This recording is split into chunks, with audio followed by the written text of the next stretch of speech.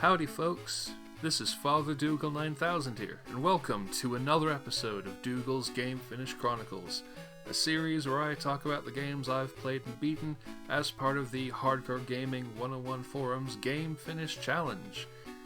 After a few weeks of doing Sonic Robo Blast 2 map packs, I wanted to return to the more usual formula for a bit, and do my usual thing of covering a handful of games that are only connected by the thread of existing in this particular universe as opposed to Universe 23 where everyone has trousers for teeth.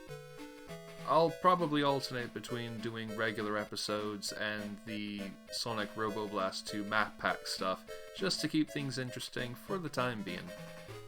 Today's games were originally logged from the 28th of August to the 8th of September 2021.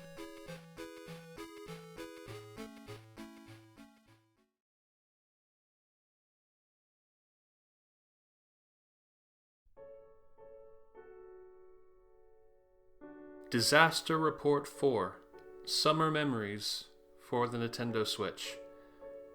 I'd been meaning to play this one for some time, and while the Switch port has some technical issues like a dodgy frame rate, I honestly think the criticisms might bit overblown. Alright, no, it doesn't run great, but I think it actually turns out alright given the game's slow pace. Heck, I'd argue it almost fits thematically, without the games about coping with an earthquake and the uncertainty of its aftermath. I don't know, why not have the relative lack of optimization itself play a part into that, where collapsing buildings don't just wreck the scenery, but also the frame rate. Also, on a personal note, it means that the motion blur seen on the PS4 version is completely absent here, making it the best version in my eyes, both metaphorically and literally. Elsewhere, this ended up being a much more downbeat game than I was expecting. I knew it was fairly down to earth in the first place, but it struck me how often plots or sections would end on sad notes, with you not being able to do anything to meaningfully change things for the better. It speaks to the game's strengths that I was frequently pulled in so much that I desperately wanted to help the characters or berate people who were being jerks in a situation that just didn't call for it.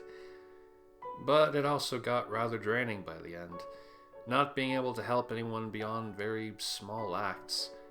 Part of this does get to me, I suppose, as the game gives you all these various choices, except most of them just amount to how you react to a situation, what you say, rather than taking any actions, so it feels maybe a bit pointless. But then this is a game about role-playing in a sense, as someone who can do a lot but has to make it through somehow. Specific details like the attitude and your appearance are up to you, and everything else is set in stone. You either roll with it, or you don't. I also ended up playing the epilogue not terribly long after, so I guess this can kinda go here as well. The epilogue, also for the Nintendo Switch. The epilogue has you wandering around some of the game's areas months later, with the city just starting to return to a relatively normal state, and catch up with some of the characters you met in the main game. A few of the main game subplots get resolved here, though I'm not sure how much of that is decided by the choices you made in the main game, as my playthrough had a weird amount of focus on the Vestola/Kerberos subplot compared to how little I bothered with it in the main thing. It's genuinely really weird seeing certain places looking so different from how they did before, in an almost uncanny way where I can recognize some parts while others look completely different, and the atmosphere of a winter's day with cars passing through is a curious mix of cozy and bittersweet. Talking with characters is also somewhat weird, because instead of being designed to remember stuff from your specific playthrough, you can choose to contradict what you've done and say you did something entirely different. I can kinda see what they were getting at, that so much time has passed and so much has happened that people can forget the specific details. Like, it was probably just easier to program it so you decided what things that you did specifically rather than the game trying to account for every single combination of decisions. It just feels a little bit odd anyway. I wouldn't say the epilogue is essential, and I honestly prefer the ambiguity that the main game's ending has for the most part. But it's a nice little extra 2-hour adventure if you wanted to see how some of the main cast were getting on.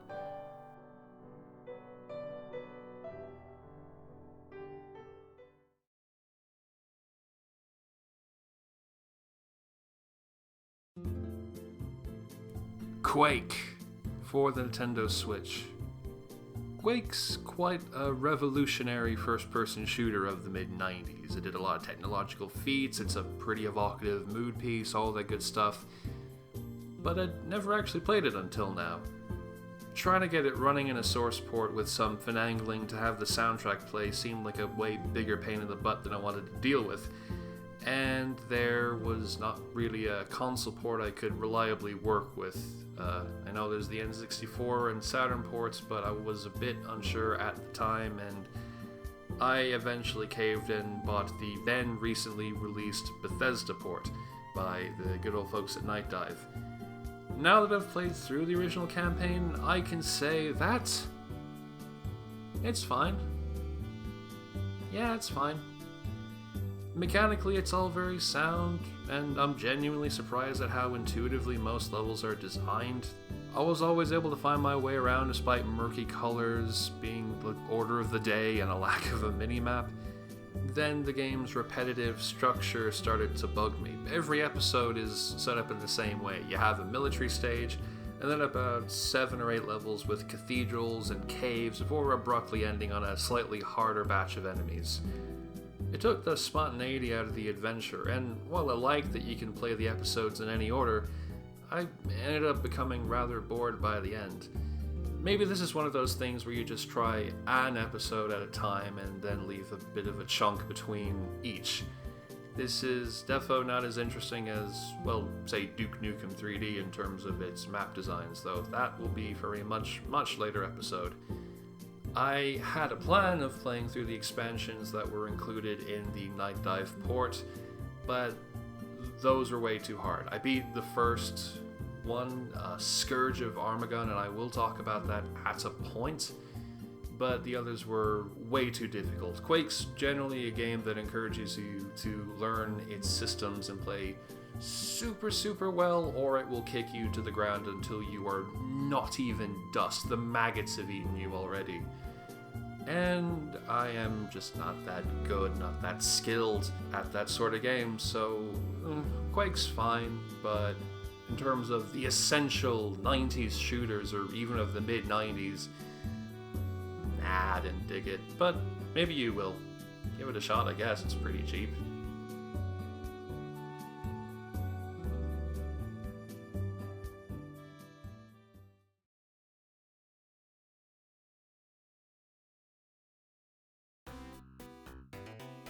Devil May Cry for the Xbox 360.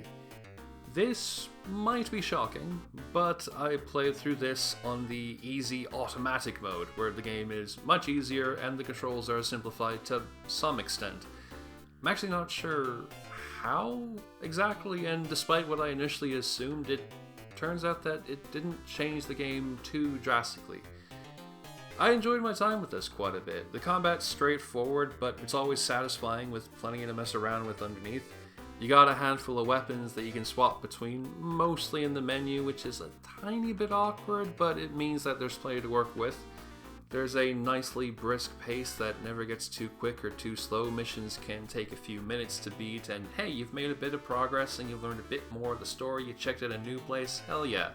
And I dug the quietly gothic vibes meshed with the boisterous nature of Dante and the battle music. I'm definitely going to try and play the other games in this series to see what happens next, because I played this via the Devil May Cry HD collection released back in 2011. So yeah, you'll be hearing a little bit more about this series fairly soon in the future at some point. I also just wanted to throw this in. Dante is apparently inspired by Cobra from the Space Adventure Cobra series for his cool, confident, self-assured nature and how he always takes on everything, no matter how tough things get. Which is the best thing, because I fucking love Space Adventure Cobra and Cobra in particular, so just really nice having that kind of character in a game I can play. Hell yeah.